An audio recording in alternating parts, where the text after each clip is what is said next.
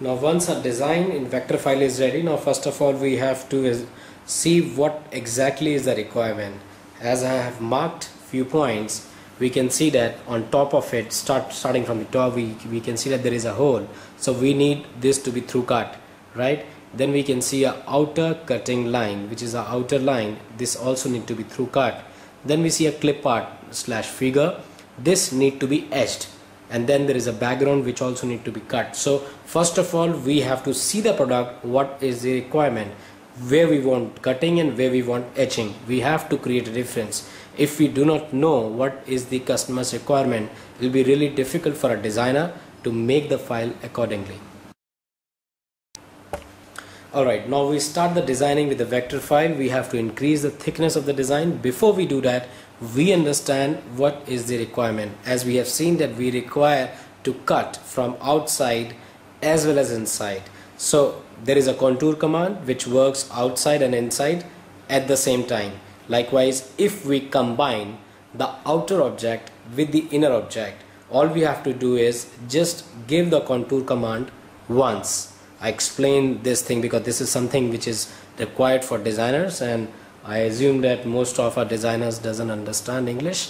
ये एक contour command हमें देनी है. Contour command के लिए हमें outer object और inner object को combine करना होगा ताकि हमारा एक ही command में काम हो सके. जैसे कि हम यहाँ देख रहे हैं कि हमें cutting required है, तो हमने दोनों objects को सबसे पहले select करके combine कर लिया. Combine करने के बाद हमने इसको contour की command दी, जिससे एक line बाहर के ऑब्जेक्ट की बाहर चली गई और अंदर वाले ऑब्जेक्ट की कंटूर अंदर एक लाइन आ गई. अब आप पूछेंगे कि why we need a contour command. See, आपके पास दो ऑप्शंस हैं इसकी लाइन को बोल्ड करने के लिए. पहला तो ये है कि आप सीधा जो आपकी वेक्टर फाइल रेडी थी आप उसको सेलेक्ट करें और पॉइंट साइज में जाएं और पॉइंट साइज को 3 या 4 पॉइंट का कर दें. बट कभी भी आप इसको जूम करके, जब आप 4 पॉइंट का करते हैं, 3 पॉइंट का करते हैं, आप कभी भी जूम करके चेक करेंगे तो आपको पता चलेगा जो आपने लाइन बिल्कुल सीधे तरीके से जो आपने बोल्ड करी थी वो लाइन आधी जो है बाहर की तरफ चली गई है और आधी ऑब्जेक्ट के अंदर आ गई है. तो फॉर एग्जांपल अब ये ऑर्नामेंट हमारा 3 इंच का ऑर्नामेंट था.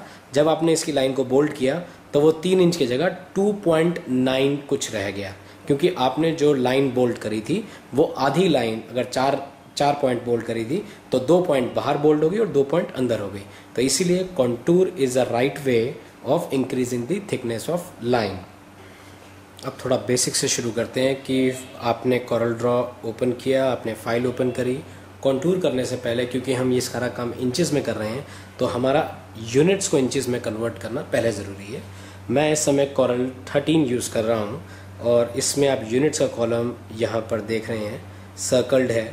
आपने यूनिट्स को पे आने के लिए आपको कहीं पे भी किसी भी पेज के किसी भी कॉर्नर पे माउस का क्लिक करना है. माउस क्लिक करते ही ये यूनिट्स ऊपर नज़र आने शुरू हो जाएंगी. Centimetre, millimetre, feet, inches. आपने इसको इंचेस में कन्वर्ट करना है. फर्स्ट थिंग, यूनिट्स को इंचेस में कन्वर्ट करने के बाद अब हम ऑब्जेक्ट को सेलेक्ट करेंगे, जो कि हम कंबाइन सिर्फ कर चुके हैं. अभी हमने और कुछ नहीं किया, दोनों ऑब्जेक्ट्स को पकड़ के कंबाइन कर लिया.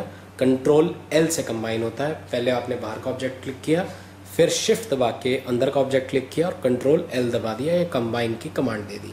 ठीक है जी.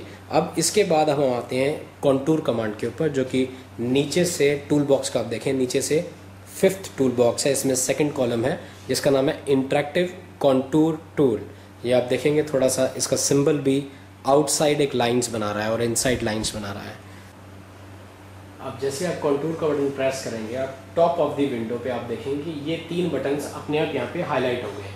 ये 3 में से भी हमने आउटसाइड का दबाया. जैसे आप अपना कर्सर लेके जाएंगे ये आपको आउटसाइड लिखा हुआ बताएगा.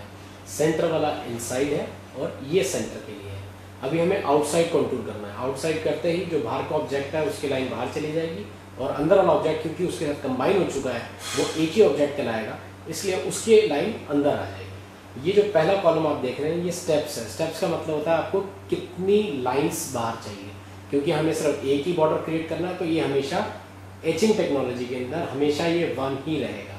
ठीक है जी. ये स्टेप्स हैं, कितने आप ऑब्जेक्ट के बाहर स्टेप्स बनाना चाहते हैं. तो हमें तो सिर्फ एक स्टेप्स की रिक्वायरमेंट, एक ही स्टेप की रिक्वायरमेंट है.